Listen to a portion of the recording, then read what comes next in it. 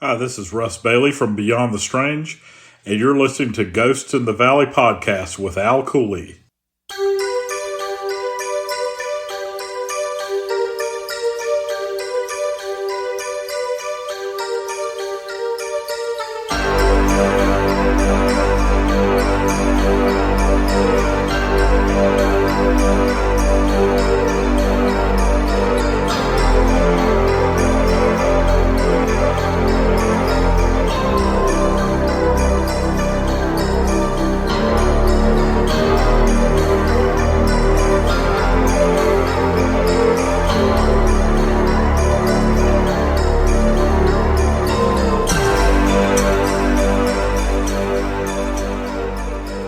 Hello, and welcome to Ghost in the Valley podcast. I'm your host, Al Cooley. Today I have author Mark Drotos. Mark is the author of Crimshaw Manor. Mark is also involved with the law enforcement. It's always nice to have somebody from the law enforcement that has ghost-related material to share with us. I'll be back with Mark Drotos right after these brief messages.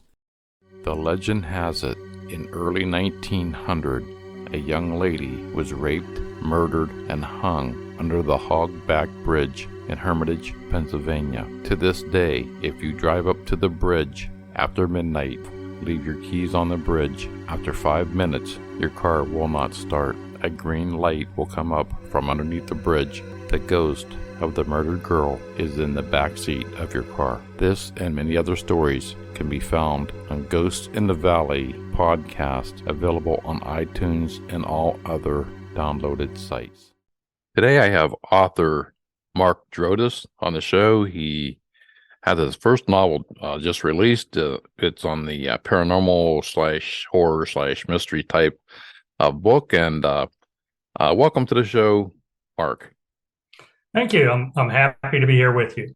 Before we get started, I'm constantly asked, how do I find my guests for this show? I mean, from other podcasters and other guests.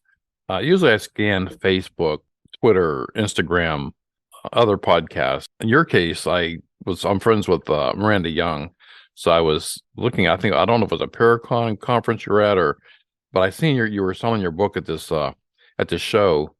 And I was really mesmerized by that huge banner you had behind you on your promo of your book. And I'm like, wow, man. I mean, most people just show up on a little table, have like 4 or 5 copies, hoping you sell a couple to get gas going home, But yours impressed me, really. I mean, I like the effort that you put into that. It's, really promoting this book. Went on and I checked the book out. I'm like, oh man, I got to get this, So yeah, I'm really impressed by your own advertising that you do to promote this book. Happy to hear that. I'm all new to this, obviously, this being my first book released in July of 22.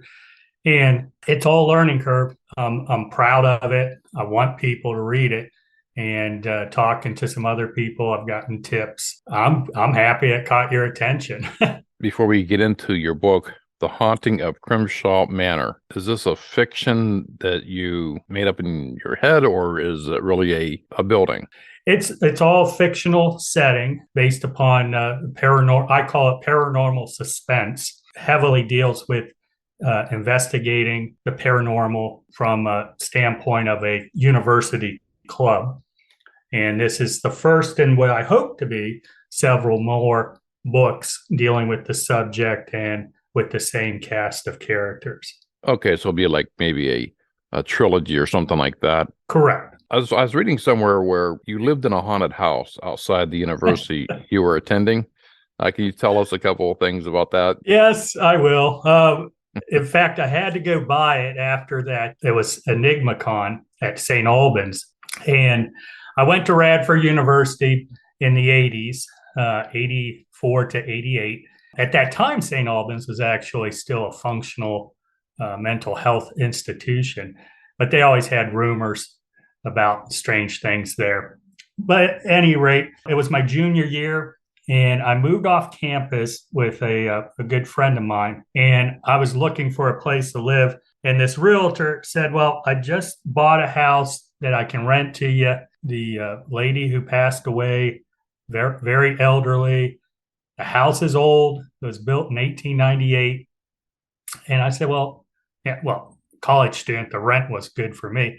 I said, yeah, sure. Let's go check it out. He goes, it hasn't even been cleaned out yet. So I was one of the few people to ever see the house in its original state. And we went there, and it was a classic old house, had a big wraparound porch, 2 stories with a dugout basement. As it turned out, he was going to build a wall right through the hallway and what was the dining room and have a front and the back. Since it was only me and my friend, we moved into the back part of the home and didn't really know the people in the front. They were college students as well. But one night, as I'm sleeping in my room, which was a portion of the hallway, felt something or someone come into my room. And I know everybody can relate to this. If you're sleeping, dozing on a couch in the living room, and somebody comes in, you feel a presence. Now I opened my eyes and saw what now I would call a shadow person just walk from one wall to the other wall. And that was the hallway. It was absolutely the hallway at one time. Of course, that freaked me out, jumped, caused a big stir. Friend came over, said, no, you're crazy. Quickly said, okay, maybe it was a dream. It happened once again when I was in there by myself. But the next semester, we had another roommate. So my friend moved in. And when he moved in, I said, don't put your bed over there. That's the hallway. That's where, by this time, I termed the guy's name Monty. I don't know why. That's where he comes through. And sure enough, one night, because by then I got used to it. And I'm like, okay, yeah, I would just see it go through, go back to sleep. But he saw it towards the end, right before I was graduating. I was getting my mail out front. Yeah, I met the guys out front. They were out on their porch. And I said something like, hey, sorry about all the noise. I said, we have a ghost, kind of joking. And he got serious and he said, oh my gosh, we do too. There's something in this house. At that time, that was in 87. This is before all the ghost hunting shows. Really, paranormal investigation was not a mainstream type of science or anything. And that really did spark my interest in learning about it and everything else. And then, of course, in the 90s, as the popular ghost hunting and paranormal investigation shows began, it really sparked my interest into learning more about it. The idea of writing a book just came out of I like to read. One day I was just thinking, and I said, I think I could do this. And through trial and error, yeah, I was able to. I was very happy. During your university time, you were younger. Prior to that, have you had any paranormal experience? It's interesting when you look back on one's life, and as you're saying, different segments of your whole lifetime experience, where you're at and what you're doing. I grew up. My dad was a national park ranger, and we grew up in a lot of isolated places in the woods. Yeah, when you're a kid, it's different. Me and my brother would be adventurous and travel throughout the woods, and you just don't know. I mean, I don't know if it's imagination or something, but to this day, I can go and take a hike through the woods, enjoy it. And there's other times you go to places and you feel it. Something's a little off, something's a little different. You kind of wonder why that is. Mm-hmm. Growing up, like I said, in the parks, we kind of had some weird experiences. When we were in South Dakota, there was a real strange experience involving, which my brother and father said was a UFO, but unfortunately, I was asleep at the time. I definitely think when I'm from the DC area and there's people everywhere all the time. But when you're alone, I think that you're more open to noticing things. And that whole idea of being in the woods alone does at times give me the willies. Now, are you married? I am. I'm happily married to my wife for over 25 years. Have 2 sets of twins. That's 4 children. Wow. And yes, and of course I have 2 dogs as well. Well, the reason I ask that is because how does she feel about the paranormal? Is she into this? Because my wife is like, don't bring that shit home with you. That's her. That's why I have a little cross hanging up on my wall back here and in the back. Because of all the stuff I go into, and you can carry the stuff home with you. So I was just curious because my wife wants no part of it. She said, that's cool if you dig that. And, that's not for me. It's very funny you say that. My wife supports me and is happy for me, but she does not care for that at all. I kind of have to laugh because I have to watch my shows early on a Saturday morning or sometime. Like she said, she goes, yeah, don't bring that stuff here to our house. Now, I see you worked in the law enforcement. What were your duties? I'm still working. I'm near retirement. I'm close, and I'm a police detective in one of the large county police agencies in the DC area. I've been a police detective for 20 years. I enjoy it. As I said, I'm getting towards retirement. Looking forward to that. Basically, as a district detective, I handle everything, investigate everything short of a homicide and some juvenile, heinous juvenile crimes. But everything else in between, I handle. It's just a matter of what's assigned to me. The reason I asked that, I have some detective friends, part of their investigations on some of these crimes are baffling. It leaves you scratching your head. How many have you come across that could have been like, what the heck just happened here? Paranormal is the unexplained. Absolutely. When you are a police officer, you come across all sections of society. And I've been to people's houses, which strange and unusual practices that they may do. There's just everything from some of the Caribbean beliefs to outright just people who worship or I guess do black magic stuff. In the end, I have to deal with facts, and obviously, although I have to say, people in the department know I'm into this stuff, and they'll say, "Hey, here's something strange. Here's something that you might like to look at." Most likely and not, most of the things I deal with are of the, I want to say, explainable. No X-Files. That would be neat, but no, it's mostly the explainable with just people's beliefs or practices that I'll come across. I don't know if detectives is different than, like, say a police officer is, like, say, on the beat, being called to a UFO sighting. Because I have a couple friends of mine that was, they're both retired now, but they worked in different counties around my area. Both of them called to the same incident on a UFO sighting where 10 different law enforcement agencies showed up. From state police, city police, county police, and they're all chasing this thing from, I live in Ohio, so it's going from Ohio to Pennsylvania. After you're looking at this thing, according to them, how many times they've been called crazy or told that putting in the report something different than what they saw. I just wonder if you had any of those type of incidences where you heard or even knew about that. I know that type of thing happens. Obviously, when somebody's experienced something strange and unusual, their first thought is, contact the police, and the first responders will arrive. I personally have not had that experience. When I was a patrol officer, again in this area, it's just you're busy dealing with everything that a urban area has. But I'm curious again. When I grew up in a rural area, those officers are, I would think, more likely to come across the unexplained object in the air, the strange creature, or whatever you want to call it, that ran through the yard. I have had, or I known of, us coming across strange things that, if you want to classify it as anything, some ritualistic ceremony, that somebody found off a trail, maybe involving animal sacrifice or something. But for the most part, anything like UFOs, no, not in the DC area. There's too many planes constantly flying by.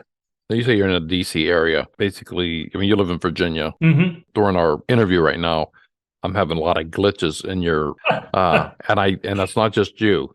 It seems like every guest I have that comes out of Virginia, I have some type of problem with the audio or the glitches on the video, and I think it's because there's a lot of activity in your in your state. A lot of stories I get from Virginia, and it seems like all these stories have some type of unusual connection. Virginia is a great state. Obviously, I'm biased.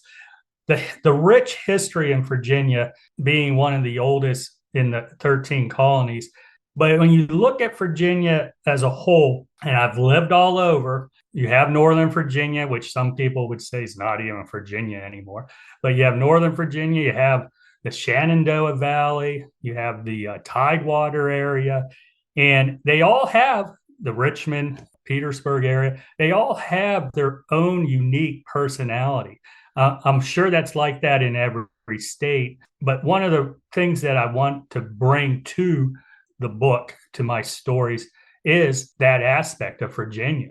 I said there's the Appalachian Trail in the west, there's the Tidewater Chesapeake area, the Richmond Petersburg area. They all have their own unique history and culture that I want to bring out in my books. And that's what the students will do. Is I'm pretty much planning that eventually they'll move around the state to go to various hauntings or things of paranormal things that they're going to investigate. But where I am, and to address your glitch problem, there's a lot of government up here, and of course, and it's just there's certain areas that you can't even get a cell signal in. Let's get into your book, The Haunting of Crimshaw Manor.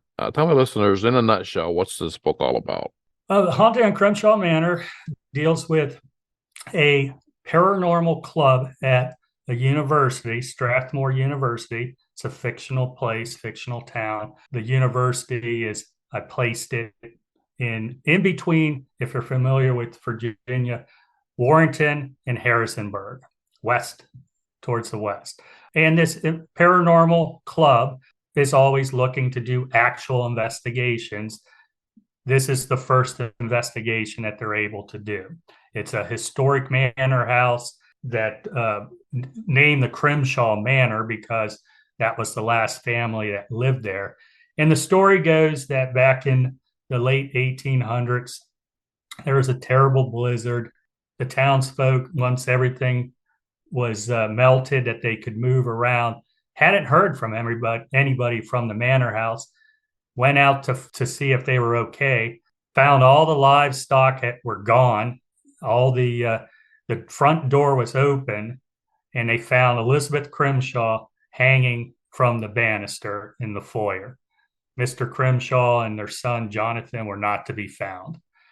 That was never solved.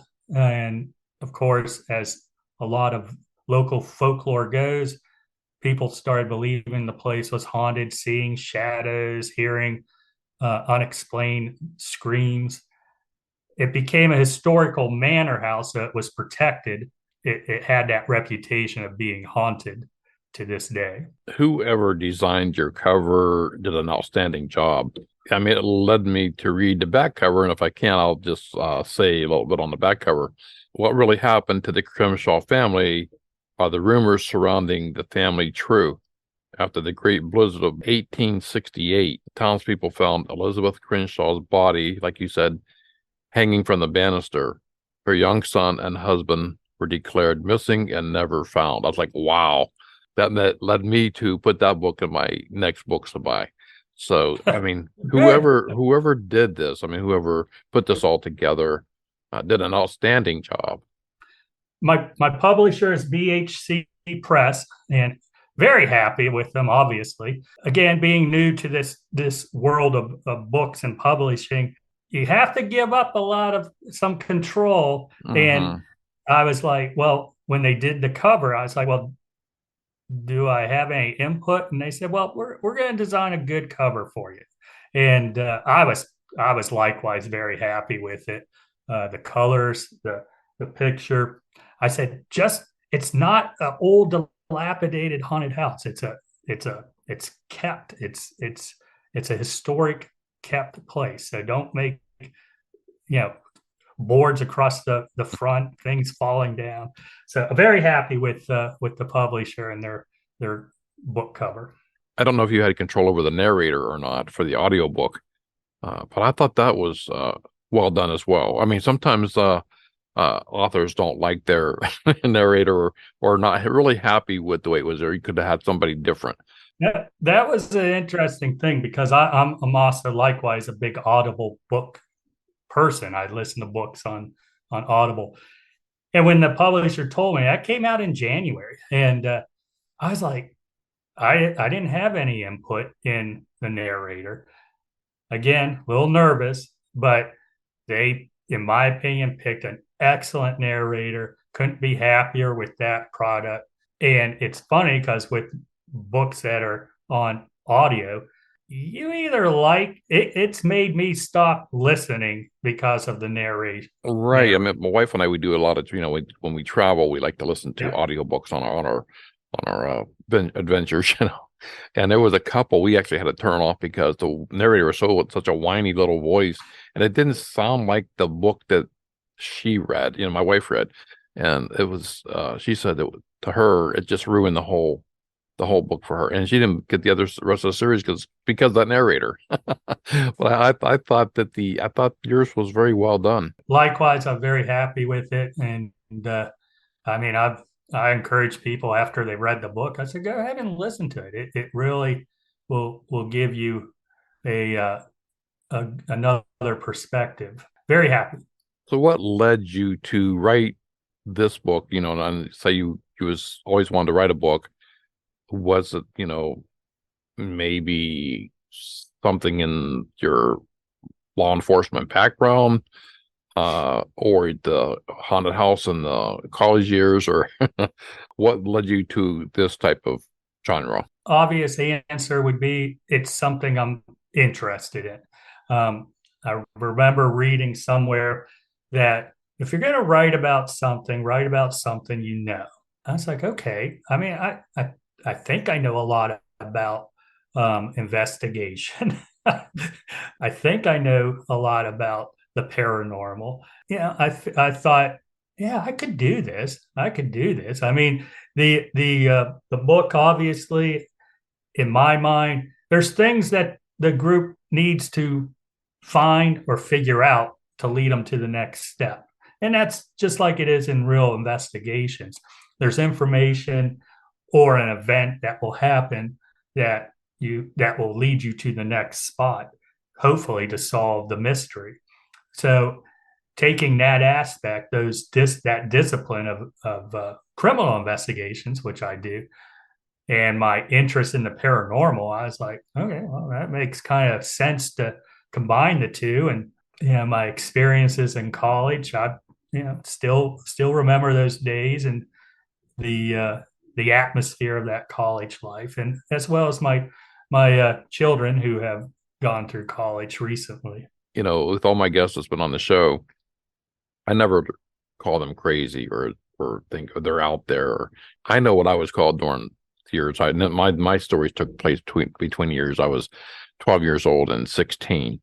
So how many times I was called crazy, I couldn't count. How many times I was grounded by my parents for talking crazy stuff. Because they never witnessed it in the house. You learn quick to keep your experiences to yourself. And like you said, you're in law enforcement, and how they got to watch what you put out there, because people will say, "Oh, here comes crazy Mark," But because I have some people on here don't want to come on, but they want to share their story, but they don't want to actually say their name because of that fact, or maybe the job they're in. The way it's presented, I mean, what I'm seeing on the cover. And a little bit what I heard on the audiobook sounds really interesting. I do encourage all the listeners out there to pick your book up. And where can they find your book? Where can they go get it? I have a website. It's Drotos.com. On there, there's a link that's easily enough to find on the front page. Amazon, Barnes and Nobles, they carry it. BHC Press, you can go to their website, find my book as well as many others of like genres. It's pretty much everywhere online. Some of the bookstores that in my area I've been able to go to and do book signings at Barnes and Nobles. they're carrying it. And I'm trying to expand my presence. It's hard to do with a full-time job, everything else that needs to be done.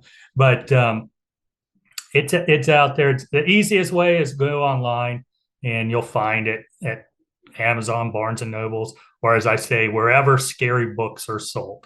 Can they get an autographed copy of the book? They can message me. I'll be happy to work that out. If they can't make an event that I'm at, yeah, we can make that happen. Okay, as soon as I get my copy, I'll leave you a nice comment on the comments on Amazon. I give your publisher a lot of credit for the cover design, the narration, and yourself. Going out there and promoting it like you are with the poster, and you're doing well for your first novel. Congratulations. Well, thank you. I'm working on the second one, which continues the story. It's just a matter of finding time to write and be creative at the same time. It's difficult, but you have to make the time to do it if it's something that's your passion. Thank you, Mark, for being on the show, and I really appreciate it. Thank you, Al. I had a good time. Thank you very much. Thank you, Mark Drotos, for your kind interview, and please check out his new book, The Haunting of Crimshaw Manor. It's available wherever you get your books, at Barnes & Noble, Amazon, and if you'd like, send him an email. I'm sure he'll send you an autographed copy of The Haunting of Crimshaw Manor. I'm your host, Al Cooley. I'll see you in 2 weeks with another great episode on Ghosts in the Valley podcast.